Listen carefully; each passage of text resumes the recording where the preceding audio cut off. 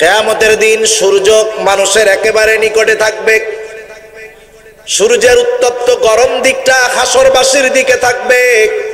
ওই কঠিন দিনের এক একটা দিনের মেয়াদ হবে দুনিয়ার 50,000 বছরের সমান।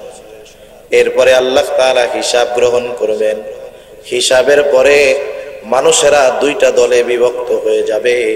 আল্লাহ তাআলা বলেন, ফারিকুম ফিল জান্নাতি ওয়া ফারিকুম ফিস সাঈর। একটা দল হবে জান্নাতি, আর একটা দল হবে জাহান্নামী। জান্নাতীরা জান্নাতে চলে যাবে। জাহান্নামীদের মধ্যে দুইটা দল হবে। একটা দল হবে যারা বেঈমান, তারা অনন্তকাল জাহান্নামে থাকবে। আর একটা দল যারা ঈমান এনেছিল কিন্তু দুনিয়ার মধ্যে বদআমল করেছিল। ওই মানুষগুলা দুনিয়ায় পাপ করেছিল। ওই মানুষগুলা যদি ঈমান সহকারে মরতে পারে, তাদের বদআমলের শাস্তি ভোগ করার পরে একটা সময় তারাও জান্নাতে চলে যাবে। এইবার যারা জান্নাতি তারা অনন্তকাল জান্নাতি, যারা জাহান্নামী অনন্তকাল জাহান্নামী। তাহলে মানুষের শেষ মঞ্জিল হবে জান্নাত অথবা জাহান্নাম। মানুষ যখন শেষ মঞ্জিলে পৌঁছাবে, ওই মঞ্জিলে অবস্থানের শুরু আছে যার কোনো শেষ নাই। ফামান যুহজিহা আনিন নার ওয়া উদখিলাল জান্নাতা ফাকাদ ফাজ। আল্লাহ রাব্বুল আলামিন বলেন, যারা আগুন থেকে বাঁচলো তথা জাহান্নাম থেকে বেঁচে জান্নাতে প্রবেশ করলো, আল্লাহ রাব্বুল আলামিন বলেন ফাকাদ ফাজ, তারা সফল হয়ে গেল। তার মানে আল্লাহ রাব্বুল আলামিন সফল বললেন তাকে যে হলো জান্নাতি, আর ব্যর্থ বললেন তাকে যে হলো জাহান্নামী। তাহলে আমরা সফল না বিফল, এটার মূল রেজাল্ট পাওয়া যাবে দুনিয়ায় নয়, বরং কে সফল কে বিফল এটা নির্ধারিত হবে কিয়ামতের ময়দানে। দুনিয়ার কোন কাজ এগুলার সাথে সফলতা বিফলতা সম্পৃক্ত নয়। একটা মানুষ দুনিয়াতে অনেক টাকার মালিক হতে পারে, সম্মানের মালিক হতে পারে, সম্পদের মালিক হতে পারে, কিন্তু লোকটা পরকালে জাহান্নাম থেকে বাঁচতে পারলো না। আল্লাহ তাআলা বলেন তুমি ব্যর্থ। কিন্তু যেই মানুষটার দুনিয়াতে টাকা নাই, সম্পদ নাই, অভাবের মধ্যে আছে, বড় কষ্টে দিন যাপন করতেছে, কিন্তু লোকটা ঈমান নিয়ে মরলো, কিয়ামতের ময়দানে তার শেষ ঠিকানা হলো জান্নাত। আল্লাহ তাআলা বলেন ফাকাদ ফাজ, সেই ব্যক্তিটা সফল হয়ে গেল। আমরা সবাই পরকালে সফল হতে চাই, চাই কি চাই না? দুনিয়াতে পরিস্থিতি যা হয় হোক, আমরা প্রত্যেকেই চাই কিয়ামতের ময়দানে সফল হতে। সেই দিন আমরা সবাই চাই আমার রেজাল্টটা জানি গোল্ডেন এ প্লাস হয়, তার মানে আমি যেন সফল হই। যেই ছাত্র চায় পরীক্ষার রেজাল্ট যেই দিন হবে তার ফলাফলটা জানি এ প্লাস হয়। বলেন তো, পরীক্ষার দিন সকাল বেলায় যদি সে এই চিন্তা করে, রেজাল্টের দিন সকাল বেলায় সে যদি এই কামনা করে যে আমি আজকে যেন এ প্লাস পাই, কিন্তু তার লেখাপড়া ঠিকমতো করে নাই, পরীক্ষার হলের মধ্যে সুন্দরভাবে পরীক্ষা দিতে পারে নাই, বলেন তো ওই ছাত্রটা যদি রেজাল্টের দিন এ প্লাস আশা করে, ওই ছাত্রের এই আশাটা মূলত হবে তার বোকামি। কিন্তু যেই ছেলেটা দুনিয়ার মধ্যে লেখাপড়া ঠিকমতো করেছে, পরীক্ষার হলে যথাযথভাবে সুন্দরভাবে সব মার্কের উত্তর দিয়েছে, এই ছেলেটা অবশ্যই গোল্ডেন এ প্লাসের আশা করতেই পারে। তার মানে সফলতা যেই দিন আল্লাহ তাআলার পক্ষ থেকে ফলাফল হবে, সেই দিন সফলতার আশা করার চাইতে এই দুনিয়ার মধ্যে মৃত্যুর আগে প্রত্যেকটা মানুষকে সফল হওয়ার কর্মগুলা করার দরকার। দুনিয়া হলো পরীক্ষার জায়গা, কিয়ামত হলো ফলাফলের জায়গা। পরীক্ষার হলে যদি পরীক্ষা ভালো হয়, এমনিতেই রেজাল্টের দিন ফলাফল ভালো আসবে, ঠিক কিনা বলেন? সেজন্য আমাদেরকে দুনিয়াতে সফল হতে হবে, সফলতার বীজ বপন করতে হবে। আল্লাহ রাব্বুল আলামিন পবিত্র কোরআনুল কারীমের মধ্যে এবং রাসূলুল্লাহ সাল্লাল্লাহু আলাইহি ওয়াসাল্লাম হাদিসের মধ্যে একটা মানুষ দুনিয়াতে কেমন করে সফলতার বীজ বপন করবে তথা কোন কাজ তার জন্য আখিরাতের সফলতা বয়ে আনবে আল্লাহ এবং তার রাসূল আমাদেরকে সুন্দরভাবে জানিয়ে দিয়েছে। এই যে দুনিয়ার জিন্দেগিটা, এটা খুব গুরুত্বপূর্ণ একটা সময়, মোস্ট ইম্পর্টেন্ট টাইম। আমরা প্রতিটা মানুষ একেবারে জান্নাত অথবা জাহান্নাম, এটা হলো আমাদের শেষ মঞ্জিল। এই জান্নাত অথবা জাহান্নামে যাওয়ার আগ পর্যন্ত প্রত্যেকটা মানুষ কয়েকটা ঘাটি অতিক্রম করবে। আমরাও একটা ঘাটি অতিক্রম করেছি, সামনেও আবার অনেকগুলা ঘাটি আছে। যেমন আমরা এখানে যারা আছি, আমরা প্রত্যেকটা মানুষ কিন্তু একটা সময় দুনিয়ার মধ্যে ছিলাম না। যেই লোকটার বয়স আজকে 50 বছর, বলেন তো 51 বছর আগে ওই লোকটা কি দুনিয়ার মধ্যে ছিল নাকি? আল্লাহ তাআলা কোরআনুল কারীমের মধ্যে বলেন, হাল আতা আলাল ইনসানি হিনুম মিনাদ দাহরি লাম ইয়াকুন শাইআম মাযকুরা। আমরা যে মানুষ, আমাদের এমন কিছু সময়, এমন কিছু কাল অতিক্রম হয়েছে, আমরা এমন কিছু কাল অতিবাহিত করেছি যে আমাদের উল্লেখ করার মতো কোনো কিছুই ছিল না। আজকে যেই ছেলেটার বয়স 5 বছর, মা বাবার কলিজার টুকরা, নয়নের মণি, এই 5 বছর বয়সের এই সন্তান 6 বছর আগে কিন্তু তার কোনো অস্তিত্ব ছিল না, সে তখন ছিল রূহের জগতে। অনুরূপভাবে আমরা প্রত্যেকটা মানুষই একটা সময় রূহের জগতে ছিলাম। আল্লাহর রাসূল সাল্লাল্লাহু আলাইহি ওয়াসাল্লাম বলেন, আল্লাহ তাআলা হযরত আদম আলাইহিস সালামকে বানিয়েছেন মাটি দিয়ে, আর আমাদেরকে সৃষ্টি করেছেন আদম থেকে। আল্লাহ তাআলা আদম আলাইহিস সালামের পিঠ থেকে একত্রে দুনিয়াতে যত মানুষ আছে, দুনিয়ার থেকে যত মানুষ চলে গেছে, দুনিয়াতে যত মানুষ আসবে, সব মানুষের রূহ একত্রে আদম আলাইহিস সালামের পৃষ্ঠদেশ থেকে আল্লাহ তাআলা বের করেছেন। তার মানে আমরা প্রত্যেকেই একটা সময় রূহের জগতে ছিলাম। বলেন তো, রূহের জগতে আমরা কত বছর ছিলাম? এর কোন সময়ের নির্দিষ্ট সময়ের হিসাব আমাদের জানা আছে নাকি? আমরা কেউ জানি না যে রূহের জগতে আমরা কত বছর ছিলাম। সেখানে লক্ষ লক্ষ বছর হয়তো আমরা পাড়ি দিয়ে আসছি, থাইকা আসছি। এরপরে আল্লাহ রাব্বুল আলামিন মাতা পিতার মাধ্যমে আমাদেরকে দুনিয়ায় আসার বন্দোবস্ত করে দিলেন। আল্লাহ রাব্বুল আলামিন একটা সময় আমাকে আপনাকে মায়ের গর্ভে পাঠাইলেন। নাপাক পানি থেকে আমরা আস্তে আস্তে রক্তপিণ্ড, মাংসপিণ্ড, আল্লাহ তাআলা একটা সময় এই মাংসপিণ্ডের মধ্যে আমাদেরকে প্রাণ দিয়ে দিলেন, রূহ দিয়ে দিলেন। রূহের জগৎ থেকে আমাদেরকে এনে মাতৃগর্ভে রূহ দেওয়া হলো, প্রাণ দেওয়া হলো। রূহ এটা কিন্তু আবার দেখা যায় না। রূহ কি জিনিস আল্লাহ তাআলাই জানায় দেন। কাফেরেরা রাসূলুল্লাহ সাল্লাল্লাহু আলাইহি ওয়াসাল্লামকে রূহের ব্যাপারে প্রশ্ন করে। আল্লাহ তাআলা বলেন, ওয়ায়াসআলুনাকা আনির রূহ কুলির রূহু মিন আমরি রাব্বি ওয়া মা উতীতুম মিনাল ইলমি ইল্লা কলিলা। আল্লাহ রাব্বুল আলামিন বলেন, কাফেররা আপনাকে প্রশ্ন করে রূহ কি জিনিস। আপনি বলেন, কুলির রূহু মিন আমরি রাব্বি, রূহ হলো আমার রবের আদেশ। রূহ কি জিনিস এটা নিয়ে বেশি গবেষণা করার সুযোগ নাই, করার কোনো প্রয়োজন নাই।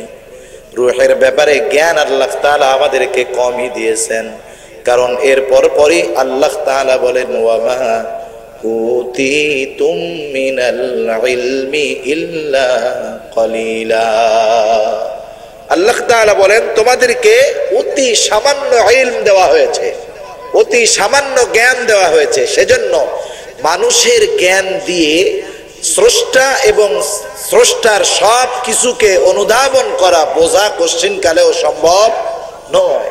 সেজন্য দেখবেন যেই মানুষেরা স্রষ্টাকে নিয়ে অতি গবেষণা করে, এই মানুষগুলো এক সময় খেই হারিয়ে ফেলে। ওই মানুষগুলো এক সময় নাস্তিক হয়, গবেষণা করতে করতে এক সময় বলে স্রষ্টা বলতে কোনো কিছুই নাই।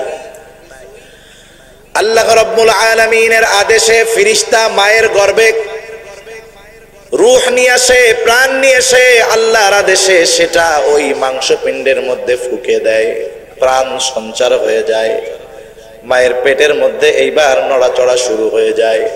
মা অনুধাবন করে, মা বুঝতে পারে আমার পেটে আল্লাহ যেই সন্তানটা দিয়েছে সে এখন প্রাণ পেয়ে গেছে। শুধু তাই নয়, ওই সময় কোন মানুষটার অবস্থা দুনিয়াতে কেমন হবে, ওই মানুষটা দুনিয়ার হায়াত কতদিন থাকবে, আল্লাহ তাআলার পক্ষ থেকে সব কিছু নির্ধারিত করে দেওয়া হয়। ওই রূহের ওই মানুষটা যখন মায়ের পেটে থাকে, রূহ দেওয়ার সাথে সাথে তার ম্যানুফ্যাকচারিং ডেট আর এক্সপায়ার ডেট দুইটাই লাগায় দেওয়া হয়। প্রাণ দেওয়া হলো, এই প্রাণ কতদিন জীবিত থাকবে দুনিয়ায়। কেউ তো মায়ের পেট থেকে মৃত অবস্থায় ভূমিষ্ঠ হয়, কেউ বা মায়ের পেট থেকে জীবিত ভূমিষ্ঠ হওয়ার পরে একটু পরে মারা যায়। কেউ একদিন, কেউ 2 দিন, কেউ 1 মাস, কেউ 1 বছর, 10 বছর, 50 বছর, 60, 70, 80, 100 বছর বাঁচে। এমন লোকের সংখ্যা আমাদের সমাজে নাই বললেই চলে। 100 বছর হায়াত, এটা খুব কম মানুষই পায় এখন। তাহলে মায়ের পেটের মধ্যে থাকা অবস্থায় আমি কতদিন জীবিত থাকবো, আল্লাহ তাআলা এটাকে ফিক্সড করে রাখছেন। এক্সপায়ার ডেট আছে। যেমন বাজার থেকে আমরা যখন কোনো বোতলজাত প্যাকেটজাত দ্রব্য কিনতে যাই, এখন সব ধরনের মানুষ সচেতন। আগে প্যাকেটে দেখে এটা তৈরি করছে কবে, এটার মেয়াদ শেষ হবে কবে, ঠিক কিনা বলে। দুনিয়ার প্রস্তুতকৃত জিনিসগুলার এক্সপায়ার ডেট জানা যায়, আমার আপনার এক্সপায়ার ডেট তথা হায়াত নির্দিষ্ট আছে, কিন্তু সেটা জানা যায় না। আল্লাহ তাআলা আমাদের প্রত্যেকের হায়াতকে নির্দিষ্ট করে রাখছেন। বলেন তো, আমরা কেউ আমাদের এই হায়াতের নির্দিষ্ট সময়টা কতদিন সেটা আমরা জানি নাকি? কেউ জানে না। আল্লাহ তাআলা নির্দিষ্ট সময় রাখছেন। আল্লাহ তাআলা বলেন সেই সময়টা যখন হাজির হয়ে যাবে, فَإِذَا جَاءَ أَجَلُهُمْ لَا يَسْتَأْخِرُونَ سَاعَةً وَلَا يَسْتَقْدِمُونَ। আল্লাহ রাব্বুল আলামিন বলেন فَإِذَا جَاءَ أَجَلُهُمْ, যখন আমাদের নির্দিষ্ট সময় চলে আসবে তথা মৃত্যুর সময়টা চলে আসবে, মালাকুল মউত চলে আসবে, আল্লাহ তাআলা বলেন فَإِذَا جَاءَ أَجَلُهُمْ لا يستأخرون ساعة ولا يستقدمون। নির্ধারিত সময়ের 1 মুহূর্ত আগেও আমাদের মরণ হবে না, মৃত্যুর জন্য 1 মুহূর্ত বিলম্ব হবে না। একেবারে জাস্ট টাইমে মালাকুল মউত আসবে, আমার আপনার প্রাণটাকে নিয়ে যাবে। ওই মুহূর্তে আমার প্রাণ যখন চলে যাবে, যার নাম আব্দুল করিম, তখন আর আব্দুল করিম থাকবে না, তার নাম হয়ে যাবে এটা আব্দুল করিমের লাশ। লা শাইউন, যার মধ্যে কোনো কিছু নাই সেটাই লাশ, অথচ হাত আছে, চোখ আছে, কান আছে, সব আছে। যেটা নাই সেটারে দেখাও যায় না। যেটা না থাকার কারণে আমাদেরকে লাশ বলা হয়, সেই জিনিসটা কি দেখা যায়? সেটা আল্লাহর একটা আদেশ। আদেশ হবে, দেহ থেকে বের হবে, নাম হয়ে যাবে লাশ। যখন কারো মৃত্যু হয়, মাইকের মধ্যে অ্যানাউন্স করা হয়, মাইকের মধ্যে ঘোষণা দেওয়া হয়, অমুক এলাকার অমুক আব্দুল করিমের ছেলে আব্দুর রহিম আজ সন্ধ্যা 6 ঘটিকার সময় ইন্তেকাল করিয়াছে। আগামী দিন সকাল 8টার সময় ঈদগাহ ময়দানে তার জানাজার নামাজ হবে। আমার আপনার মৃত্যুর ঘোষণাটা দেওয়া হলো ইন্তেকাল। ইন্তেকাল শব্দটার অর্থ হলো স্থানান্তরিত হওয়া। তার মানে এক জায়গায় ছিল, সে আর এক জায়গায় গেছে। ইন্তেকালের মাধ্যমে আমরা যে নিঃশেষ হয়ে যাই, মাটির সাথে পচে গলে মিশে ধ্বংস হয়ে যাই, তা নয়, বরং দুনিয়ার জগৎ থেকে নিয়ে আমরা আরেকটা জগতের দিকে চলে যাই। একটা মানুষ মৃত্যুবরণ করার পরে তাকে কবরস্থ করা হোক অথবা তাকে আগুন দিয়ে পুড়ায় ফেলানো হোক, সমুদ্রের মধ্যে ফেলে দেওয়া হোক। এখন তো আধুনিক সিস্টেম, ইউরোপ আমেরিকার মধ্যে মানুষ দাফন করতে করতে নাকি জায়গা শর্ট হয়ে যাচ্ছে, জায়গার সংকট দেখা দিচ্ছে। এই জন্য তারা বড় ব্লিন্ডার মেশিন বানাইছে, ওর মধ্যে লাশটা ঢুকায় দিবে, বড় মেশিন একবারে ওইটারে ব্লিন্ড করে তরল বানায় ফেলবে, ওইটা পানির মধ্যে ফেলায় দিবে। যে অবস্থায় করা হোক না কেন, মৃত্যু পরবর্তী সময় থেকে নিয়ে একেবারে হাসরের দিন পর্যন্ত, কিয়ামত পর্যন্ত যেই সময়টা, এটাকে বলা হয় আলমে বরজখ, লোকচক্ষুর অন্তরালের একটি সময়। ওই কালটা, ওই জগৎটা মানুষের চোখের অন্তরালে মানুষ দেখতে পারে না। যেমন জিন আল্লাহ রাব্বুল আলামিনের এক সৃষ্টি, মানুষের চাইতে জিনের সংখ্যা অনেক বেশি, কিন্তু বলেন তো এই জিন দেখা যায় নাকি? দেখা যায় না বিধায় অবিশ্বাস করার কোনো সুযোগ নাই। কারণ কোরআনুল কারীমের মধ্যে আল্লাহ তাআলা সূরা জিন নামে একটা সূরা নাজিল করছে। কেউ যদি জিনকে অস্বীকার করে, কোরআনকে অস্বীকার করে, কোরআনকে যে অস্বীকার করে সে মুমিন না কাফের? জিন তো দেখা যায় না। অনুরূপ ভাবে মানুষ যখন ইন্তেকাল করে আলমে বরজখের বাসিন্দা হয়, তাকেও দেখা যায় না। আলমে বরজখে মানুষ কতদিন থাকবে? আমরাও তো থাকবো, কিয়ামত পর্যন্ত অবস্থান করতে হবে। বলেন তো আলমে বরজখে কতদিন থাকতে হবে? এর কোনো নির্দিষ্ট সময় আমাদের জানা আছে নাকি? হতে পারে লক্ষ লক্ষ বছর আমাদেরকে কবর জগৎ তথা আলমে বরজখে থাকতে হবে। এরপরে আল্লাহ রাব্বুল আলামিন একদিন ইসরাফিল আলাইহিস সালামকে আদেশ করবে, সিংহায় ফুৎকার দাও। আল্লাহ তাআলার আদেশে ইসরাফিল আলাইহিস সালাম সিংহায় ফুৎকার দিবে। আল্লাহ তাআলা বলেন, ওয়া নুফিখা ফিস সূরি ফাসাইকা মান ফিস সামাওয়াতি ওয়া মান ফিল আরদি মা নুফিখা ফীহি উখরা ফাইযা হুম কিয়ামুন ইয়ানজুরুন। আল্লাহ রাব্বুল আলামিন বলেন, ওয়া নুফিখা ফিস সূর ফাসাইকা মান ফিস সামাওয়াতি ওয়া মান ফিল আরদি। যখন সিংহায় ফুৎকার দেওয়া হবে, আসমান জমিনের সব কিছু তছনছ হয়ে যাবে, ধ্বংস হয়ে যাবে, সব কিছু ধ্বংস হয়ে যাবে, একমাত্র আল্লাহ তাআলার অস্তিত্বই বাকি থাকবে।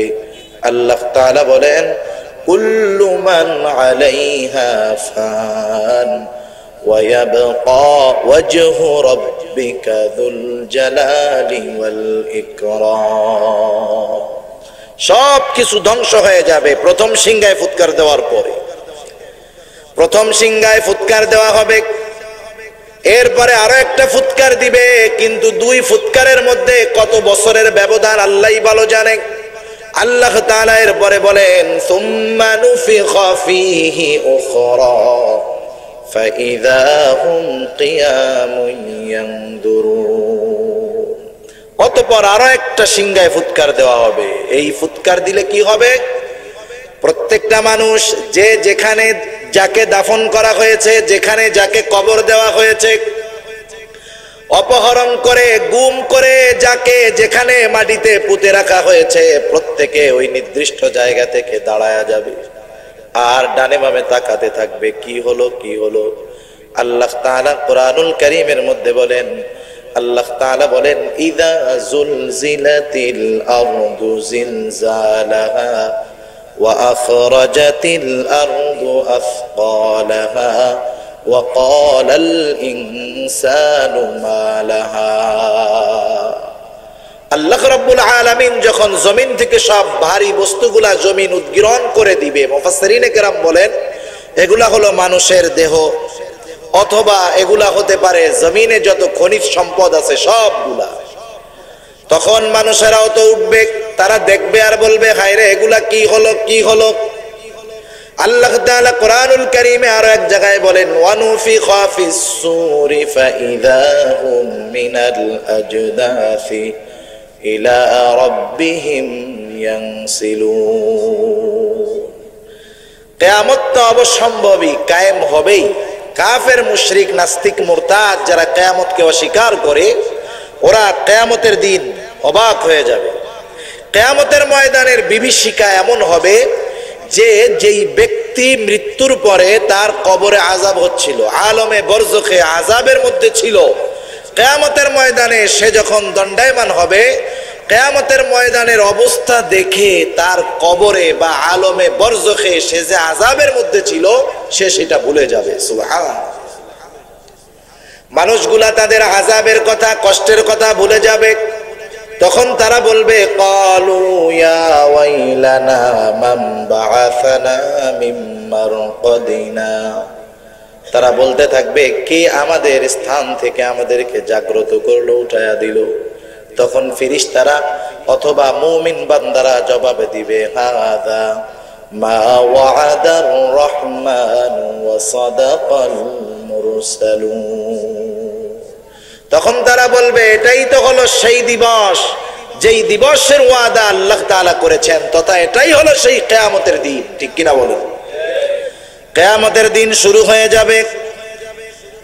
কত বিশাল এই দিনের বিশালত্ব, কত বড়, কত বেশি। আল্লাহ তাআলা বলেন ইয়াউমান কানা মিকদারুহু 50 আলফ সানা। কিয়ামতের এক একটা দিনের মেয়াদ দুনিয়ার 50,000 বছরের সমান হবে। আল্লাহু আকবার।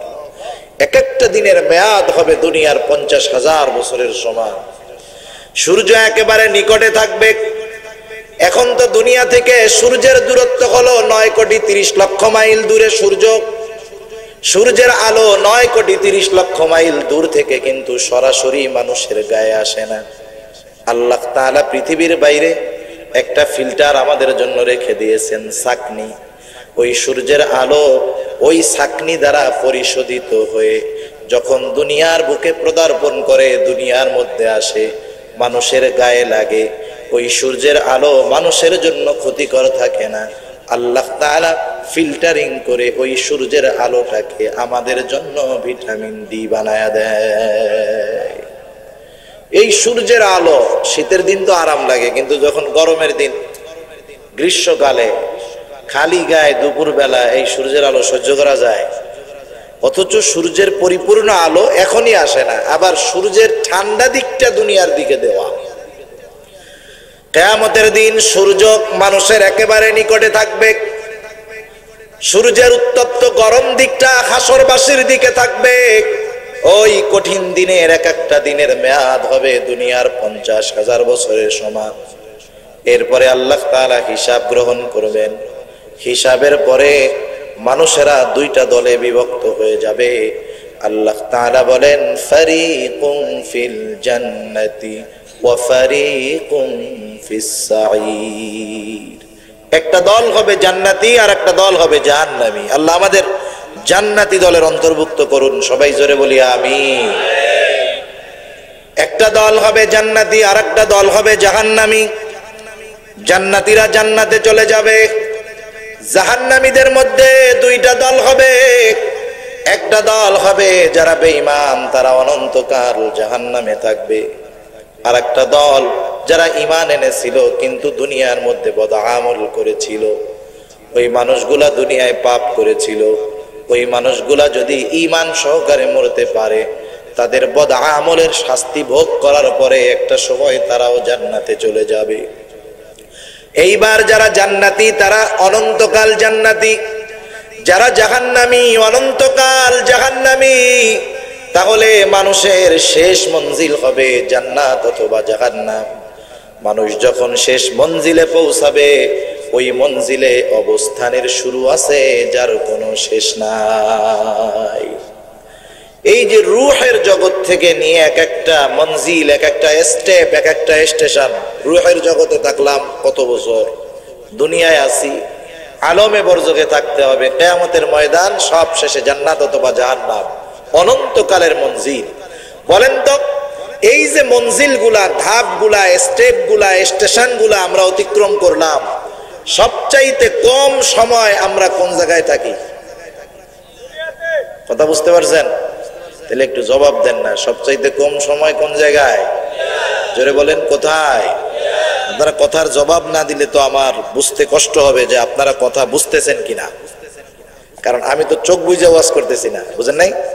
চোখ বুঝে ওয়াজের সিস্টেম আর একটা, শ্রোতা বুঝুক আর না বুঝুক আমার কাম আমার করে যেতে হবে।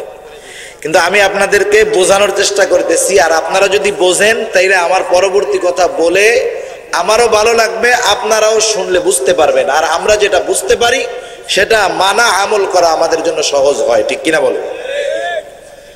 তাহলে দুনিয়াতে আমরা অবস্থান করি সবচাইতে কম সময়, একেবারে কম সময়, অথচ এই দুনিয়ার কম সময়টা সবচাইতে মূল্যবান। কারণ এই দুনিয়ার সময়টাকে কাজে লাগিয়ে কেউ বা অনন্তকালের জান্নাতি, কেউ বা এই দুনিয়ার সময়টা আর অপব্যবহারের মাধ্যমে সে হয়ে যাবে অনন্তকালের জাহান্নামী।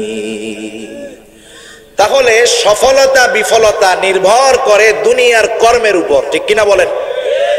সেজন্য আল্লাহ তাআলা দুনিয়ার মধ্যে আমাদেরকে কিছু কর্মের কথা বলে দিয়েছেন। ও মুমিনেরা, তোমরা যদি এই কর্মগুলা করো, তোমরা যদি এই আমলগুলা করো, তোমরা সফল মুমিন হয়ে যাবা। আল্লাহ তাআলা ওই কর্মগুলার কয়েকটা কর্ম সূরা আলে ইমরানের একেবারে শেষ আয়াতে বলেন। আল্লাহ বলেন, ইয়া আইয়ুহাল্লাযীনা আমানু, আল্লাহ তাআলা বলেন, হে ঈমানদারেরা, ইসবিরু, তোমরা সবর করো, ওয়াসাবিরু, সবরের উপরে অটল থাকো, ওয়ারাবিতু, সর্বদা জিহাদের জন্য প্রস্তুত থাকো, ওয়াত্তাকুল্লাহ, আল্লাহ তাআলাকে ভয় করো। আমরা যদি প্রশ্ন করি, আয় আল্লাহ, এই চারটা গুণের কেন গুণান্বিত হতে আমাদের বললেন, কেন এই চারটি বিষয়ের আদেশ আমাদেরকে করলেন, আল্লাহ তাআলা কেমন জানি আমাদের প্রশ্নের জবাব দিচ্ছেন, লাআল্লাকুম তুফলিহুন। ও মুমিন, তুমি এই চারটি গুণে গুণান্বিত হবা এই কারণে, যাতে করে তুমি সফল মুমিন হতে পারো। সব মুমিন সফল মুমিন না, যেমন এক্সাম্পল বোঝানোর জন্য বলি আর কি, কাউকে ছোট করা উদ্দেশ্য না, বিষয়টা বোঝানোর জন্য। মনে করেন আমাদের দেশে অনেক চাকরি আছে, সচরাচর আমরা যাদের সামনে দেখি, আমরা পুলিশ ভাইদের দেখি যারা আইন শৃঙ্খলা নিয়ন্ত্রণে পরিশ্রম করে, পুলিশ ভাইরা। কিছু পুলিশ আছে যারা রোদে বৃষ্টি ঝড়ে সব সময় আমাদেরকে কষ্ট করে রাস্তায় পাহারা দেয়, রাতের বেলায় টহল দেয়, যাতে করে কোনো অকারেন্স অপরাধ না হয়, ওনারা টহল দেন, কনস্টেবল। আবার একই পুলিশ, উনি হলেন ডিআইজি, ডিআইজি ও পুলিশ, রাস্তায় যিনি টহল দেন তিনিও পুলিশ। বলেন তো দুই পুলিশ কি এক নাকি? উভয়ে পুলিশ, কিন্তু উভয়ের মধ্যে তফাৎ আছে। একজন তো নন কমিশন, আরেকজন কমিশন অফিসার, যিনি ভিভিআইপি ফ্যাসিলিটি পান, উনিও পুলিশ, উনিও পুলিশ, তফাৎ আছে। অনুরূপ ভাবে সব মুমিন কিন্তু ভিভিআইপি মুমিন নয়, সব মুমিন কিন্তু সফল মুমিন নয়। আল্লাহ রাব্বুল আলামিন আমাদের প্রত্যেককে কিন্তু সফল মুমিন হতে বলেছে। আল্লাহ তাআলা বলেন, মুমিন এই চার গুণে গুণান্বিত হও, তাহলে তুমি সফল মুমিন হয়ে যাবে। এক নাম্বার গুণের কথা আল্লাহ তাআলা বললেন, ইসবিরু, মুমিন তুমি সবর করো। সবর, সবর বলতে আমরা বুঝি শুধু বিপদ আপদ মুসিবতেই সবর করতে হয়, কিন্তু আমাদের এই বুঝটা যথাযথ নয়। কারণ তাফসীরের মধ্যে মুফাসসিরিনে কেরাম বলেন, প্রসিদ্ধ যত তাফসীর আছে, বিশেষ করে উপমহাদেশে আমাদের কাছে প্রসিদ্ধ তাফসীর হলো তাফসীরে মাআরিফুল কোরআন। তাফসীরে মাআরিফুল কোরআনের মধ্যে উল্লেখ আছে সবরকে তিনটি শাখায় বিভক্ত করা হয়েছে। কয়টি শাখায়? তিনটি শাখায় সবরকে বিভক্ত করা হয়েছে। এক নাম্বার সবরের প্রকার হলো সবরুন আলা তাআত, দুই নাম্বার সবর হলো সবরুন আনিল মাআসি, তিন নাম্বার সবর হলো সবরুন আনিল মাসায়েব। সবরের এক নাম্বার প্রকার হলো সবরুন আলা তাআত, আই সবরুন আলাল ইবাদাহ। কারণ আল্লাহ তাআলার আনুগত্য করা সেটাই হলো ইবাদত, ঠিক কিনা বলেন? তাহলে বোঝা গেল ইবাদত আনুগত্যের মধ্যেও সবর আছে। আমাদেরকে ইবাদতের মধ্যে সবর অর্জন করার দরকার। এখন প্রশ্ন হলো, ইবাদতের মধ্যে সবর এটা আবার কি জিনিস, অথবা ইবাদতের মধ্যে সবর কিভাবে অর্জন করা যায়? প্রথম উত্তর হলো, আমরা যদি কেউ আমাদের ইবাদতকে সবরওয়ালা ইবাদত করতে চাই, তাহলে আমাদের ইবাদতটা হতে হবে সুন্দর ইবাদত। কেমন ইবাদত হতে হবে বলেন তো? সুন্দর ইবাদত। সুন্দরের সংজ্ঞা কি? সুন্দরের সংজ্ঞা আমাদের কাছে একরকম, আল্লাহ তাআলার কাছে আরেক রকম। আমরা সুন্দর তো সেটাকেই বলি যেটা দেখলে আমাদের নয়ন জুড়িয়ে যায়, আমরা আত্মতৃপ্তি পাই, ভালো লাগে। কিন্তু আল্লাহ তাআলার কাছে সৌন্দর্যের সংজ্ঞা ওইটা নয়। দেখতে যে সুন্দর, এটাই যদি মূল সুন্দর হতো, তাহলে হযরতে বেলালের মতো কুদসি তার কেউ হতো না, ঠিক কিনা বলেন? বেলাল দেখতে যত সুন্দর হোক, কিন্তু আল্লাহর কাছে বেলাল অনেক সুন্দর। কারণ আল্লাহ রব্বুল আলামিনের কাছে সৌন্দর্য নির্ধারণ হয় অন্তরের মাধ্যমে। যার অন্তর সুন্দর, যার ইখলাস সুন্দর, আল্লাহর কাছে সেই সুন্দর। আল্লাহ তাআলা আমাদেরকে সুন্দর ইবাদত করতে বলছেন, অনেক ইবাদত করতে বলেছেন, বিষয়টা এমন নয়। আল্লাহ রাব্বুল আলামিন সূরা মুলকের মধ্যে বলেন, আল্লাযী খালাকাল মাউতা ওয়াল হায়াতা লিয়াবলুয়াকুম আইয়ুকুম আহসানু আমালা। আল্লাহ রাব্বুল আলামিন বলেন, তিনি আল্লাহ যিনি মাউত এবং হায়াত, মরণ এবং জীবন, মৃত্যু এবং জীবনকে সৃষ্টি করেছেন। কেন? তিনি বলেন লিয়াবলুয়াকুম, তোমাদের পরীক্ষা নেওয়ার জন্য। কি পরীক্ষা? আল্লাহ তাআলা বলেন আইয়ুকুম আহসানু আমালা, তোমাদের মধ্যে কার আমল কত সুন্দর। আল্লাহ তাআলা মাউত এবং হায়াতকে এই পরীক্ষা নেওয়ার জন্য সৃষ্টি করেছে। তাহলে আল্লাহ তাআলা সুন্দর ইবাদত চান। কেমন ইবাদত? সুন্দর ইবাদত। একজন দীর্ঘ সময় কেরাত পড়তেছে, নজর এক জায়গায়, রুকু কত সুন্দর, সেজদা কত সুন্দর, তার বৈঠকগুলা কত সুন্দর, একাগ্রতার সাথে পড়তেছে, কিন্তু ভেতরে ইখলাস নাই, আল্লাহর সন্তুষ্টি উদ্দেশ্য নাই। বলেন তো, এই নামাজ দেখতে যত সুন্দর হোক, আল্লাহর কাছে কোনো দাম আছে নাকি? কোনো দাম নাই। তাহলে আমাদের ইবাদত হতে হবে সুন্দর, সবরওয়ালা ইবাদত। রাসূলুল্লাহ সাল্লাল্লাহু আলাইহি ওয়াসাল্লাম জানায় দেন কেমন করে আমার আপনার ইবাদত সুন্দর হবে, ইখলাসওয়ালা হবে, সবরওয়ালা হবে। আল্লাহ তাআলা সৌন্দর্যের সংজ্ঞা নির্ধারণ করেছেন অন্তরের মাধ্যমে। এই জন্য নবী আমার বলেন, ইন্নাল্লাহা লা ইয়ানজুরু ইলা সুওয়ারিকুম ওয়ালাকিন ইয়ানজুরু ইলা কুলুবিকুম ওয়া নিয়্যাতিকুম। আল্লাহর নবী বলেন, নিশ্চয় আল্লাহ তাআলা তোমাদের কারো সূরত দেখেন না। আল্লাহ তাআলা দেখেন না কে কত সুন্দর। আল্লাহ তাআলা দেখেন না কে কত উচ্চ বংশীয় লোক। আল্লাহ তাআলা দেখেন না কার কত ডিগ্রি আছে। বরং আল্লাহ কি দেখেন? নবী আমার বলেন, ওয়ালাকিন ইয়ানজুরু ইলা কুলুবিকুম, বরং আল্লাহ তাআলা দেখে কার হৃদয়টা কত সুন্দর। অনেক সময় আমাদেরও সমাজের মধ্যে এরকম হয়, যদি কোনো সুন্দর মানুষ, ওর বদ খাসলাত থাকে, ওর সুনাম যদি কেউ মানুষের সামনে কয়, বলার পরে বলে ও দেখতে যত সুন্দর হোক, ওর অন্তরটা খুব খারাপ, ঠিক না? আবার একজন কালো মানুষ, কেউ যদি তার কথা বলে এড়ে বেড়ে কালা, দেখতে ভালো লাগে না, কেমন লাগে? অন্তর সুন্দর, পাশের একজন বলে এই মিয়া চেহারা যত কালো হোক অন্তরটাও বালা, ঠিক কিনা বলে? গ্রামের প্রবাদ বাক্যে কি বলে? নদীর জল গোলাও ভালো, জাতের মেয়ে কালোও ভালো। তাহলে আমার আপনার ইবাদত যদি সুন্দর এবং ইখলাসওয়ালা করতে হয়, দুইটা জিনিস লাগবেই। কয়টা জিনিস? জোরে বলেন। এক নাম্বার যেটা লাগবে সেটার নাম হলো ইখলাস, নিয়তের পরিশুদ্ধতা। আল্লাহর নবী বলেন, আখলিস দীনাকা ইয়াকফিকাল আমালুল কলিল। তোমার ঈমান খাঁটি করো, অর্থাৎ তোমার নিয়তকে পরিশুদ্ধ করো, তোমার ইখলাস পরিশুদ্ধ করো, অল্প আমল নাজাতের জন্য যথেষ্ট হয়ে যাবে। ইখলাসের পরিশুদ্ধতা নাই, ইবাদত করলাম মানুষকে দেখানোর জন্য, ইবাদত করলাম মানুষের সন্তুষ্টি পাওয়ার জন্য, মানুষ জানি বাহবা দেয় এই জন্য, হজ করলাম মানুষে জানি আলহাজ বলে এই জন্য, দান করলাম মানুষে জানি দানবীর বলে এই জন্য। আমার আমল যদি এরকম হয়, মানুষকে দেখানোর উদ্দেশ্য হয়, আমার হজ যতবার হোক, আমার দান যত বড় হোক, আমার নামাজ যত বেশি হোক, আল্লাহ তাআলার কাছে ওই আমল গুলার কোনো দাম নাই। আমরা দুনিয়াতে যা আমল করি, ছোট হোক আর বড় হোক, সব আমল গুলা আল্লাহর সামনে হাজির করা হবে। আল্লাহ তাআলা বলেন, وَقَدِمْنَا إِلَى مَا عَمِلُوا مِنْ عَمَلٍ فَجَعَلْنَاهُ هَبَاءً مَنْثُورًا। আমাদের প্রত্যেকের কৃত সব আমলগুলাকে আল্লাহর সামনে হাজির করা হবে।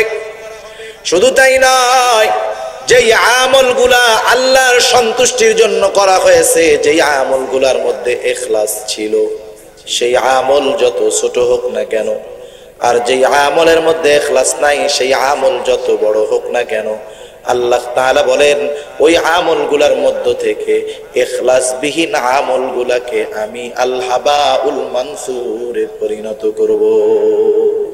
ধুলায় নিশ্চিহ্ন করে দেওয়া হবে ওই আমলগুলা, ধ্বংস করে দেওয়া হবে আমলগুলা। ইখলাসবিহীন আমল বাতিল বলে পরিগণিত হবে। বরং কি অবস্থা হবে, একটা মিসাল দেই। মনে করেন একজন মানুষ 1 লক্ষ টাকার একটা বান্ডিল, 1000 টাকার নোটের 1 লক্ষ টাকার একটা বান্ডিল নিয়ে ব্যাংকের মধ্যে গেল। সব টাকাগুলা নতুন।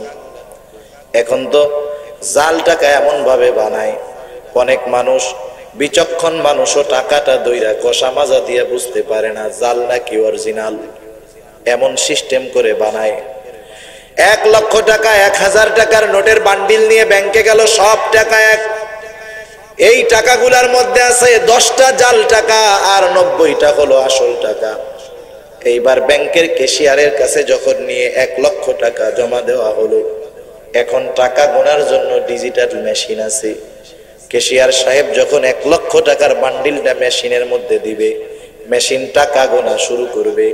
শুধু শুরু করবে না, টাকা গুনবে না, বরং কোন জাল টাকা যদি থাকে সে সাথে সাথে রেড অ্যালার্ট দিয়ে দিবে। 1 লক্ষ টাকা দিছে, দেওয়ার সাথে সাথে প্রথমে মেশিন রেড সিগন্যাল দিছে জাল টাকা। জাল টাকা বের করা হলো একটা। এইভাবে করতে করতে 1 লক্ষ টাকার মধ্যে 10টা জাল টাকার নোট, 1টা 2টা আনফরচুনেটলি হতেই পারে, অনাকাঙ্ক্ষিত ভাবে হতেই পারে। কিন্তু যখন 10টা, বলেন তো ক্যাশিয়ারের সন্দেহ লাগবে কি লাগবে না?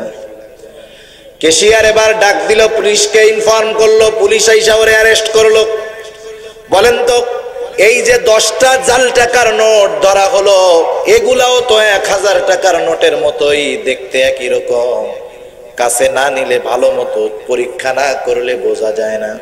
বলেন তো এই 1000 টাকার যেই 10টা জাল টাকার নোট, ব্যাংকের ক্যাশিয়ার এগুলা কি মূল টাকার সাথে রাখবে নাকি নষ্ট করে ফেলবে? এগুলারে নষ্ট করে ফেলবে, ছিঁড়ে ফেলবে। আবার ওই লোকটা জাল টাকা বহন করার অপরাধে পুলিশের হাতে আটক হবে, তাকে শাস্তি দেওয়া হবে।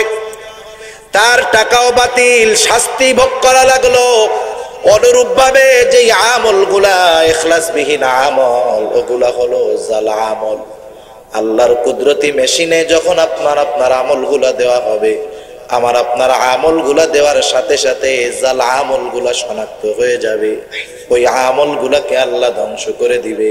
ওই জাল টাকা বহনকারী জাল টাকা বহন করার কারণে যেমন শাস্তি ভোগ করলো, আমি আপনি ইখলাসবিহীন আমল করার কারণে আল্লাহর আদালতে অপরাধী হিসাবে সাব্যস্ত হয়ে শাস্তি ভোগ করতে হবে।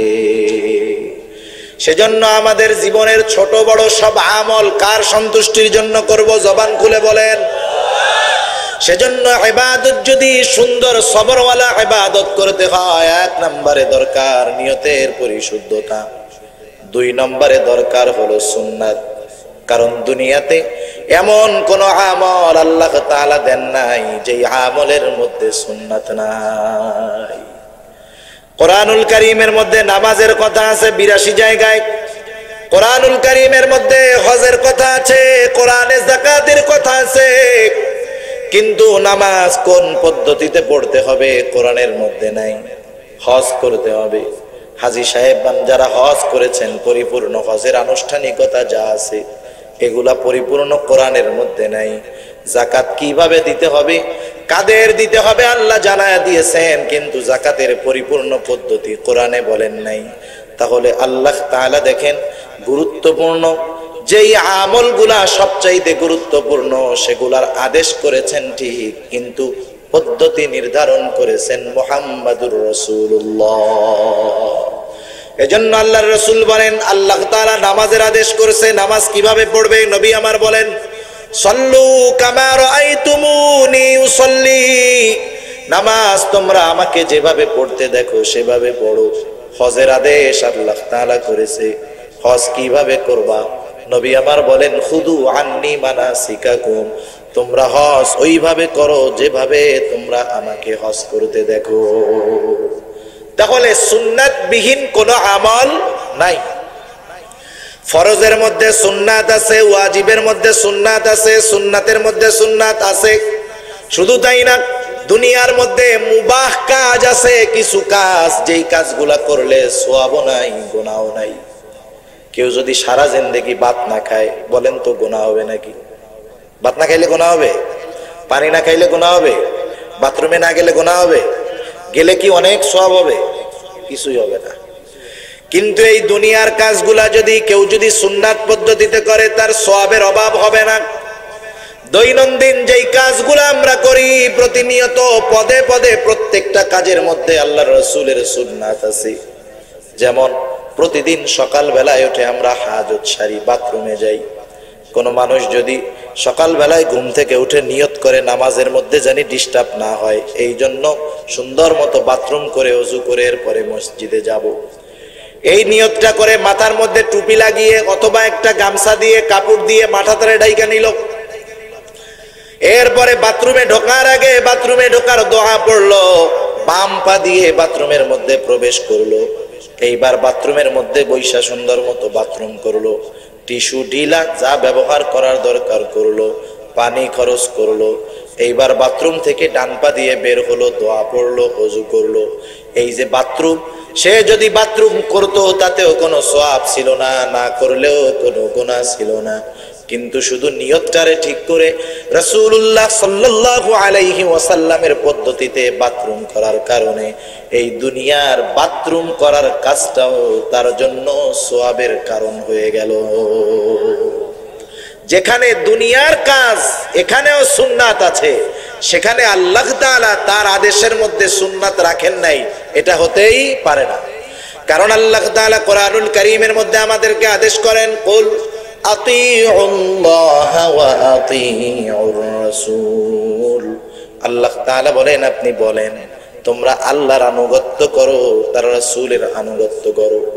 আমরা যদি প্রশ্ন করি, আয় আল্লাহ, যাকে দেখা যায় তার আনুগত্য করা যায়, কিন্তু আপনি আল্লাহকে তো আমরা কোনোদিন দেখি নাই, কেমন করে আপনার আনুগত্য করব?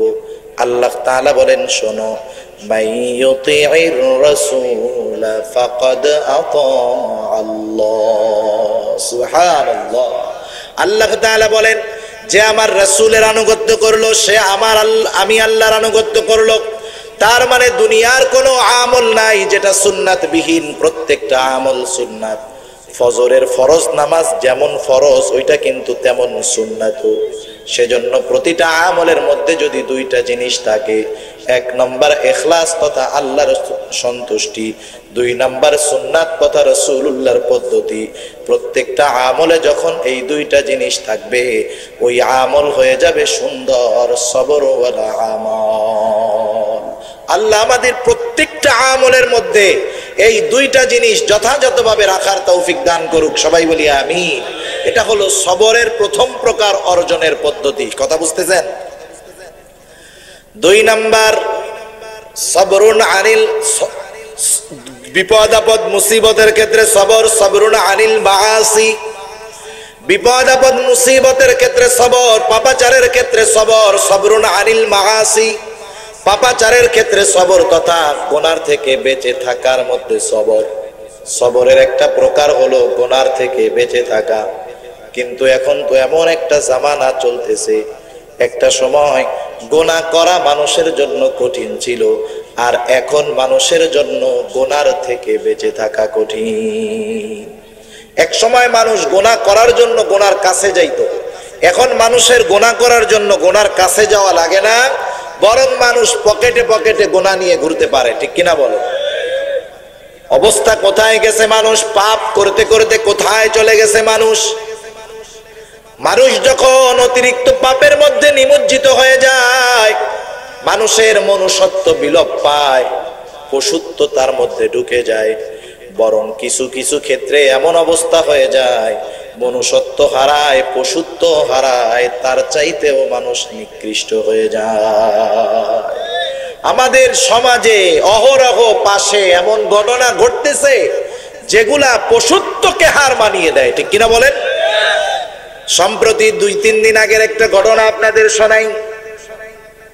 অনলাইন সহ সংবাদ মাধ্যমগুলা এই খবরটা ব্যাপক আকারে ছড়ায় পড়েছে। কিশোরগঞ্জের করিমগঞ্জের ঘটনা, সম্ভবত বুধ অথবা বৃহস্পতিবারে। একটা মেয়ে মাদ্রাসায় পড়ে, বয়স হলো তার 17-18 বছর।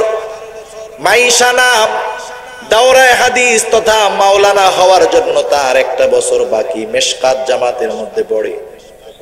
এই মেয়েটার বাবা চাকরির সুবাদে তাকে বাহিরে থাকতে হয়। 18 বছরের যুবতী মেয়ে। এই মেয়েটা এক সময় টের পেল যে তার বাবার অনুপস্থিতিতে, তার মা আরেকজনের সাথে পরকীয়ার সম্পর্কে জড়ায় পড়েছে। মেয়েটা তো মাদ্রাসায় পড়ে, আল্লাহর ভয় আছে। সে চিন্তা করলো এই বিষয়টা মাকে বোঝায়া বলতে হবে। মেয়েটা মায়ের কল্যাণের কথা চিন্তা করে মাকে পরকীয়ার ক্ষতি, পাপের কথা এগুলা বোঝায় বলল, মা এটা বড় গর্হিত কাজ, খারাপ কাজ, আল্লাহ বেজার হবে, আল্লাহর গজব পড়বে। এই ভালো নসিহাত গুলা মাইশা মেয়েটার জন্য মৃত্যুর কারণ হয়ে দাঁড়ালো। এই পরকীয়াই মাকে অন্ধ বানায় দিয়েছে, মনুষ্যত্ব দূর করে দিয়েছে, তার থেকে পশুত্বকে হার মানায় দিয়েছে। সে তার মেয়েটাকে তার পরকীয়া সম্পর্কের বাধা হিসাবে, কারণ হিসাবে দাঁড় করায় দিল। এইবার পরকীয়া সম্পর্ক যার সাথে, দুইজনে মিলে প্ল্যানিং করলো কি করা যায়। এই মেয়েটা যদি বেঁচে থাকে, আমাদের সম্পর্কের কথা যদি ফাঁস হয়ে যায়, সব শেষ। এইবার নিজের গর্ভধারণকারী ওই মেয়েটাকে, নিজের গর্ভে ধারণ করা ওই মেয়েটার বিরুদ্ধে ষড়যন্ত্র হলো। মেয়েটা মাদ্রাসা থেকে আসরের আগে আসলো, আগের থেকেই প্ল্যানিং করে রাখছে। মেয়েটা ঘরে ঢুকলো, ওই পরকীয়া সম্পর্কের পুরুষটা দরজাটা আটকায় দিল। কত জঘন্য ঘটনা, বলতেও তো খারাপ লাগে। এইবার ওই মায়ের সামনে, ওই মায়ের সাথে যেই পুরুষটার পরকীয়ার সম্পর্ক, ওই পুরুষটা মায়ের সামনে তার গর্ভধারণ করা মেয়েটাকে ধর্ষণ করলো। শুধু দর্শন করেছে তা নয়, এইবার দুইজনে ধরে মেয়েটাকে শ্বাসরুদ্ধ করে হত্যা করে ফেললো। চিন্তা করেন তো, কল্পনা করা যায় নাকি? 20 বছর আগে মুরব্বীরা এসব কথা কল্পনাও করে নাই, কিন্তু আজকে আমাদের নির্মম কপাল, নির্মম পরিহাস। এই ধরনের ঘটনা 92% মুসলমানের দেশে, একটা দুইটা নয়, অহরহ ঘটতেছে। মাসুম বাচ্চাদেরকে হত্যা করে ফেলতেছে পরকীয়ার সম্পর্ক টিকায় রাখার জন্য। ইসলাম শুধু শুধু পর্দারে ফরজ করে নাই। আর যারা তথাকথিত নারীবাদী, যারা পর্দার বিরোধিতা করে, যারা ইসলামের আইন কানুনের বিরোধিতা করে, এরা না বুঝেই করে। ঠিক কিনা বলেন? পর্দার বিধান যদি ঠিক থাকতো, এই মহিলা যদি পর্দা করতো, তাহলে পরকীয়ার সম্পর্কে জড়াইতো না। ঠিক কিনা বলেন? ইসলাম তো শুধু পরপুরুষের সাথে দেখা দেওয়া নিষেধ করে নাই, বরং পরপুরুষের সাথে মিষ্টি ভাষায় কথা বলতেও ইসলাম নিষেধ করেছে। এগুলা আমাদেরকে, তথাকথিত প্রগতিশীল যারা আছে, এরা এই বিষয়গুলো আমাদের সামনে উত্থাপন করে আমাদেরকে বলতে চায় এতে দেশ পিছায়া যাবে। নারী পুরুষ একসাথে যদি না আগায়, দেশ পিছায়া যাবে। নারীকে নারীর স্থানে আগাইতে দেন, পুরুষকে পুরুষের স্থান থেকে অগ্রসর হতে দেন, তাহলে এই দেশ ও জাতির কল্যাণ হবে। ঠিক কিনা বলে? আর যদি ওদের থিওরি আমরা গ্রহণ করি, নৈতিকতার চরম অবক্ষয়ের সাথে সাথে পশুত্বকে হার মানাবে এই মানব সমাজ। ঠিক কিনা বলেন? মানবাধিকারের চরম মৃত্যু হবে। সেজন্য এই পাপগুলা যদি সমাজে সংগঠিত না হয়, এজন্য সামাজিক দায়িত্ববোধ আমাদের আছে না নাই? এ দায়িত্ব প্রত্যেকটা পরিবারের। আমাদের সম্মানিত মেয়র সাহেব কিন্তু কথাটা খুব সুন্দরভাবে বলেছেন যে আপনার সন্তান অপরাধ করতেছে, আপনি মেয়র সাহেবের কাছে বিচার দিলে হবে না, তো এই সন্তান অপরাধী হওয়ার কারণে 1 নম্বরে আপনি দায়ী, ঠিক কিনা বলেন? সেজন্য আমাদেরকে প্রত্যেকটা অবস্থায় পাপ থেকে বিরত থাকার জন্য যথাযথভাবে চেষ্টা করতে হবে। পাপ থেকে বেঁচে থাকাও অন্যতম সবর। তাহলে সময় যাচ্ছে, দুনিয়াতে পাপ বাড়ে না কমে? জোরে বলেন। অপরাধ বাড়ে না কমে? আইনের কঠোরতা হচ্ছে, এরপরেও কিন্তু অপরাধ চলতেছে। যেমন গত বছর দল মত নির্বিশেষে, কোনো দল নাই, সাধারণ সব মানুষ একটা বিষয়ে একমত ছিল যে আমরা ধর্ষকের সর্বোচ্চ শাস্তি মৃত্যুদণ্ড চাই, ঠিক না? সবাই একসাথে আমরা আন্দোলন করছি। এটা কোনো রাজনৈতিক ফাংশন ছিল না, সব সাধারণ মানুষ। একটা সময় আদালতে গেজেট পাস হয়ে গেল যে ধর্ষকের সর্বোচ্চ শাস্তি হবে মৃত্যুদণ্ড। এর মানে কিন্তু এইটা না ধর্ষক ধর্ষণ করেছে প্রমাণিত হলেই মৃত্যুদণ্ড, বিষয়টা এমন নয়। শাস্তি মাননীয় বিচারক যদি চায় তারা শাস্তি 10 বছর দিতে পারে, 5 বছর দিতে পারে, যদি চায় যাবজ্জীবন দিতে পারে। মাননীয় বিচারক যদি চায় তাকে মৃত্যুদণ্ড দিতে পারে। আবার বিচারক যদি মনে করে তাহলে ওই ধর্ষককে বেকসুর খালাসও দিয়ে দিতে পারে। সর্বোচ্চ শাস্তি মৃত্যুদণ্ড, আগে ছিল যাবজ্জীবন। বলেন তো, এই আইনটা বাস্তবায়ন হওয়ার পর বাংলাদেশ থেকে মনে হয় ধর্ষণ একেবারে আউট হয়ে গেছে। ধর্ষণ আছে না নাই? তাহলে বোঝা গেল দুনিয়াবি আইনের কঠোরতা দিয়ে মূলত অপরাধকে, পাপকে নির্মূল করা যায় না। যতক্ষণ না মানুষ আল্লাহ তাআলার ভয় অন্তরের মধ্যে না আনবে, ততক্ষণ পর্যন্ত মানুষ পাপ থেকে বাঁচতে পারবে না। মানুষ মানুষের সামনে পাপ করে না। মনে করেন যেই ছেলেটা ইফটিজিং করে, ওই ছেলের সাথে যদি ওর বাবা থাকে, আর ওই ছেলের সামনে দিয়ে যদি বিশ্ব সুন্দরীও হেঁটে যায়, বাপ সাথে থাকার কারণে ওই ছেলেকে ইফটিজিং করবে নাকি? ও তো তখন একেবারে পীরে কামেল, মোরশেদে মোকাম্মেল, চেহারাটাই উপরের দিকে উঠাবে না, নিচের দিকে রেখে দিবে, এরকম তাকাবে না, ইফটিজিং করবে না। এর কারণ হলো যে সাথে তার কে আছে? আব্বা আছে, এই জন্য আব্বা দেখে ফেলবে। আবার একটা অপরাধ করতেছে, বিড়ি খাইতেছে, যখন দেখবে পাশের বাড়ির আব্দুল করিম চাচা আসতেছে, আস্তে বিড়িটা ফালাইয়া দৌড় দিয়া যায়, সালাম দিবে, আসসালামু আলাইকুম চাচা, ভালো আছেন? একটু আগে খাইতেছিল বিড়ি, কিন্তু চাচাকে দেখে ভদ্র হয়ে গেল। তার মানে চাচার ভয়ে বিড়ি খাওয়ার যেই খারাপ কাজটা সেটা সে করলো না। আবার অনেক জায়গায় অপরাধ করতে যায়, দেখে প্রশাসনের লোক, অপরাধ করে না। আবার কত জায়গায় অপরাধ করতে যায়, দেখে সিসি ক্যামেরা লাগানো, আস্তে কইরা সিসি ক্যামেরা দেখে সরে চলে আসে, ঠিক কিনা বলেন? এইভাবে সিসি ক্যামেরার ভয়, প্রশাসনের ভয়, মানুষ দেখে ফেলবে তাদের ভয়, আমরা গুনাহ করি না, পাপ করি না। কিন্তু বলেন তো, এই সিসি ক্যামেরা, প্রশাসন আমার বাপ, আমার আত্মীয়, 24 ঘন্টা কি আমাকে আপনাকে দেখে নাকি? তাহলে তাদের চোখের অন্তরালে পাপ করা যায়, গুনাহ করা যায়। যুবক একা একা রাতের বেলা মোবাইল নিয়ে রুমের মধ্যে দরজা লাগা, কি দেখে? তো কেউ দেখে না, বাবা দেখে না, চাচা দেখে না, সিসি ক্যামেরা দেখে না, প্রশাসনের লোক দেখে না, কেউ না দেখে না দেখো। বলেন তো, ওই একা একা পাপ করার সময় যিনি দেখেন তিনি কে? সেই আল্লাহ তাআলা কোরআনুল কারীমের সূরা কফের মধ্যে বলেন, ওয়ালাকাদ খালাকনাল ইনসানা ওয়া না'লামু মা তুওয়াসওয়িসু বিহি নাফসুহু ওয়া নাহনু আকরাবু ইলাইহি মিন হাবলিল ওয়ারিদ। কয়েকটা বিষয় আল্লাহ তাআলা, কয়েকটা আয়াতে কয়েকটা বিষয় আল্লাহ তাআলা বর্ণনা করেছে। এই বিষয়গুলা প্রত্যেকটা মানুষ আমরা যদি আমাদের সামনে রাখতে পারি, আমরা গুনাহ থেকে বাঁচতে পারবো। এইখানে আল্লাহ তাআলা বলতেছেন, ওয়ালাকাদ খালাকনাল ইনসান, আমি আল্লাহ মানুষকে সৃষ্টি করেছি। এরপরে আল্লাহ তাআলা বলেন, ওয়া না'লামু মা তুওয়াসওয়িসু বিহি নাফসু, শুধু মানুষকে সৃষ্টি করেছি তা নয়, মানুষের অন্তরের মধ্যে কোন জিনিসে ওয়াসওয়াসা দেয়, আল্লাহ বলেন আমি সেই ওয়াসওয়াসার খবরও জানি। ওয়াসওয়াসা কি দেখা যায়?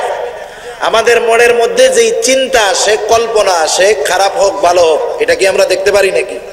দেখি না। আপনি যদি আপনার রোগ নির্ণয় করতে চান, আপনি সুস্থ মানুষ, কিন্তু কোন রোগ আপনার দেহে বাসা বাঁধতেছে কিনা, এটা যদি আপনি নির্ণয় করতে চান, আপনি যদি সিটি স্ক্যান করেন, এমআরআই করেন, আপনার দেহে যদি ক্ষুদ্র থেকে ক্ষুদ্রাতীত কোনো প্রবলেম থাকে, রিপোর্ট আকারে বের হয়ে যাবে। কিন্তু কেউ যদি চিন্তা করে আমার মনের মধ্যে কি ওয়াসওয়াসা আছে, সিটি স্ক্যান এমআরআই মেশিন দিয়ে বাইর করব, বলেন তো ওয়াসওয়াসা মেশিনে নির্ণয় করতে পারবে নাকি?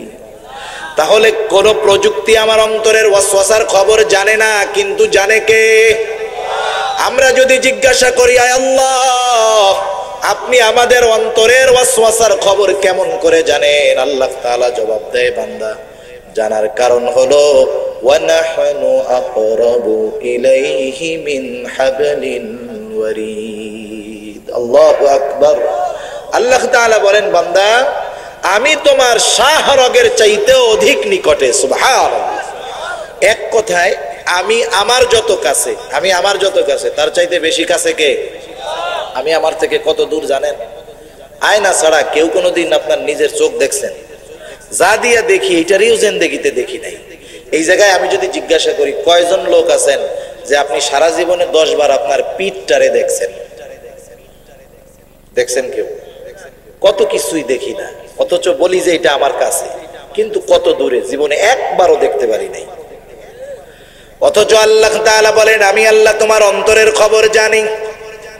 যেই আল্লাহ অন্তরের ওয়াসওয়াসার খবর জানে, সেই আল্লাহ রাতের বেলা একাকী রুমের মধ্যে মনে হয় দেখে না।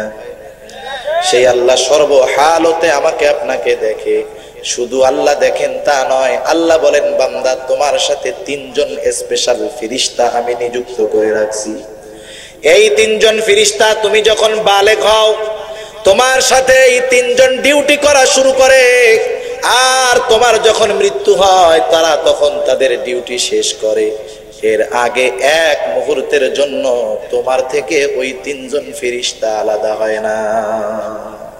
আল্লাহ তাআলা এরপরে বলেন, ইযি ইয়াতালাক্কাল মুতালাক্কিয়ানি আনিল ইয়ামিনি ওয়া আনিশ শিমালি কাঈদ।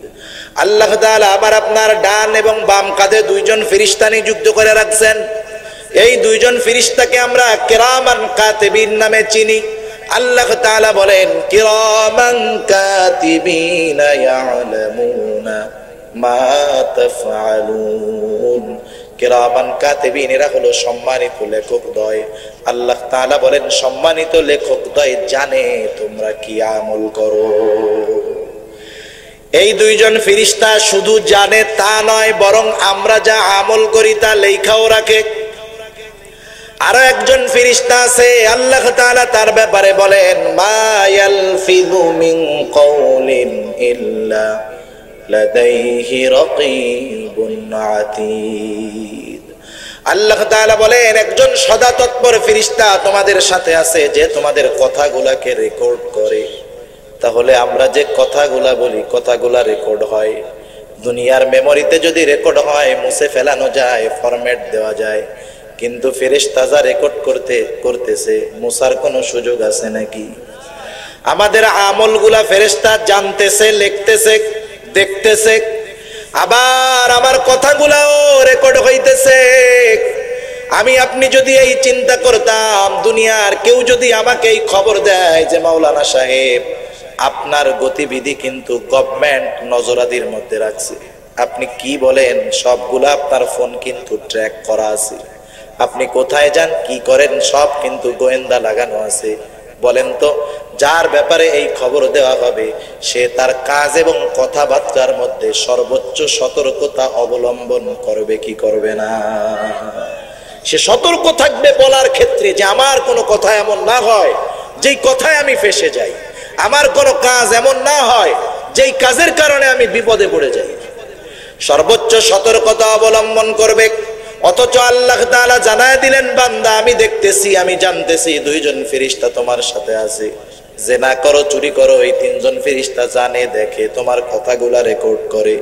আমি যদি সর্ব অবস্থায় এটাকে সামনে রাখতে পারি যে আমার কথা রেকর্ড হয়, আমার কাজ লিপিবদ্ধ হয়, আল্লাহর কসম, যে কোরআনের প্রতি বিশ্বাস রাখে, আল্লাহর প্রতি বিশ্বাস রাখে, এই চিন্তা তাকে সকল প্রকার পাপ অনাচার থেকে বেঁচে থাকতে সাহায্য করবে।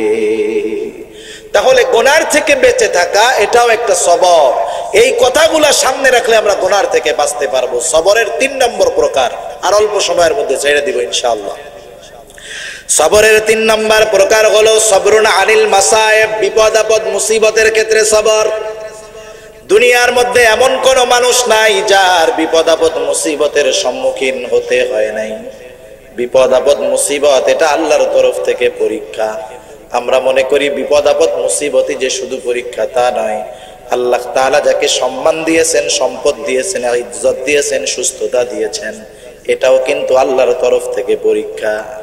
এজন্য আল্লাহ তাআলা কোরআনুল কারীমের মধ্যে বলেন, কুল্লু নাফসিন যায়িকাতুল মাউত ওয়া নাবলুকুম বিশ-শাররি ওয়াল খায়রি ফিতনা। আল্লাহ রাব্বুল আলামিন জানায় দেন আমাদের পরীক্ষা হবে কেমনে। আল্লাহ তাআলা বলেন, ওয়া নাবলুকুম বিশ-শাররি ওয়াল খায়র।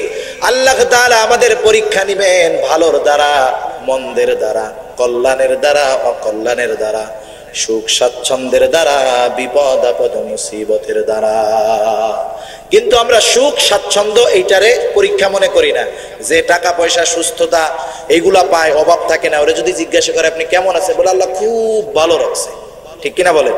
সে কি টাকা পয়সারে পরীক্ষা মনে করে নাকি? মনে করে না, বরং শুধু নিয়ামত মনে করে। এটা মানুষের খাসলাত। কিন্তু বিপদ আপদ মুসিবত যেমন পরীক্ষা, ওটাও তেমন পরীক্ষা। যেহেতু আমরা মানুষ বিপদ আপদ মুসিবতকে সব সময় পরীক্ষা মনে করি, এজন্য আল্লাহ তাআলা আলাদা ভাবে আবার উল্লেখ করেন। আল্লাহ বলেন, ওয়ালা নাবলুওয়ান্নাকুম বিশাইইম মিনাল খাউফি ওয়াল জু'i ওয়া নাকসিম মিনাল আমওয়াল ওয়া নাকসিম মিনাল আমওয়ালি ওয়াল আনফুসি ওয়াস সামারাত। আল্লাহ তাআলা আগেই সাজেশন দিয়ে দিয়েছেন। পরীক্ষার পূর্বে যদি শর্ট সাজেশন দেওয়া হয় তাহলে ছাত্রের জন্য প্রস্তুতি গ্রহণ করাটা সহজ হয়ে যায়। অনুরূপ আল্লাহ তাআলা আমাদেরকে শর্ট সাজেশন দিয়েছেন। আল্লাহ তাআলা বলেন, বান্দা আমি অবশ্যই অবশ্যই তোমাদের পরীক্ষা নিব। ওয়ালা নাবলুওয়ান্নাকুম, আমরা জিজ্ঞাসা করলাম, আয় আল্লাহ পরীক্ষা নিবেন কেমনে, কোন পদ্ধতিতে? আল্লাহ তাআলা বলেন, বিশাইইম মিনাল খাউফ, ভয়ের মাধ্যমে আমি আল্লাহ তোমাদের পরীক্ষা নিব। ওয়াল জু', ক্ষুধা তথা অভাবের মাধ্যমে আমি আল্লাহ তোমাদের পরীক্ষা নিব। ওয়া নাকসিম মিনাল আমওয়াল, আমি আল্লাহ তোমাদের মালের লসের মাধ্যমে পরীক্ষা নিব। ওয়াল আনফুস, জানের ক্ষতির মাধ্যমে আমি আল্লাহ পরীক্ষা নিব। ওয়াস সামারাত, ফসলের ক্ষতির মাধ্যমে আমি আল্লাহ তাআলা তোমাদের পরীক্ষা নিব। তাহলে এই ধরনের বিষয়গুলা আসলে বুঝতে হবে পরীক্ষা আসছে কার তরফ থেকে। আমরা ঈমানের 6টি ভিত্তির একটি ভিত্তির ব্যাপারে জেনেছি। বিষয়গুলোর উপরে আমরা ঈমান এনেছি যে ওয়াল কদরি খাইরিহি ওয়া শাররিহি মিনাল্লাহি তাআলা, তাকদীরের ভালো মন্দ তথা গোটা জিন্দেগীর যত কল্যাণ অকল্যাণ সব কার তরফ থেকে আসে। এটা ঈমানের মৌলিক ভিত্তির একটি ভিত্তি। তাহলে বিপদ দেন আল্লাহ, বিপদ থেকে উদ্ধার করেন কে? সেই আল্লাহই বলতেছে, বান্দা তুমি যখন কোন পরীক্ষার সম্মুখীন হয়ে যাবা, বিপদ আপদ মুসিবতে তোমার যখন সাহায্যের প্রয়োজন হবে, তুমি কি করবা? আল্লাহ তাআলা ঈমানদারকে ডাক দিয়ে বলেন, ইয়া আইয়ুহাল্লাযীনা আমানুস্তাঈনু বিস-সাবরি ওয়াস-সালাহ। আল্লাহ তাআলা বলেন, হে ঈমানদারেরা, তোমাদের সাহায্যের প্রয়োজন। ইস্তাঈনু, আমি আল্লাহর কাছে তোমরা সাহায্য চাও। কেমন করে সাহায্য চাইবা? আল্লাহ বলেন 2টা পদ্ধতি অবলম্বনের মাধ্যমে, বিস-সাবরি ওয়াস-সালাহ, সবর এবং সালাতের মাধ্যমে। আমি যদি এই জায়গায় আলোচনাটা আর একটু লম্বা করি তাহলে ঝামেলা হয়ে যাবে, অনেক সময় লেগে যাবে। শুধু এতটুকু মনে রাখি, সবর এবং সালাতের মাধ্যমে। আর একটু কথা না বললেই নয়, কেন আল্লাহ তাআলা এই 2টা বিষয়ের কথা উল্লেখ করলেন? একটু বুঝার দরকার আছে। কষ্ট হচ্ছে আপনাদের? অল্প সময়। আর একটা মানুষ যখন বিপদে পড়ছে, একটা মানুষ যখন বিপদে পড়ছে, বিপদে পড়লে সাহায্যের দরকার আছে না? একজন অসুস্থ হয়েছে, অসুস্থ হলেই সে যে ঘরে বসে থাকবে, কোনো ট্রিটমেন্ট করবে না, বিষয়টা এমন না। কারণ আল্লাহ রসুল বলছে, তোমরা যদি অসুস্থ হও চিকিৎসা গ্রহণ করো। তাহলে চিকিৎসা গ্রহণ করা এটা কিন্তু সবরের বহির্ভূত নয়।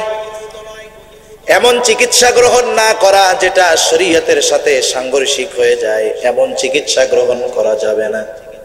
চিকিৎসা গ্রহণ করা এটা সবরের বহির্ভূত কোনো বিষয় নয়। মনে করেন একটা ছেলে, সে হসপিটালের মধ্যে গভীর রাত্রে নফল নামাজ পড়ে আল্লাহর কাছে দোয়া করে, কান্নাকাটি করে। আর একজন গিয়ে জিজ্ঞাসা করলো, যুবক, হে তুমি এত রাত্রে নামাজ পড়ে দোয়া করো, কান্নাকাটি করো কেন?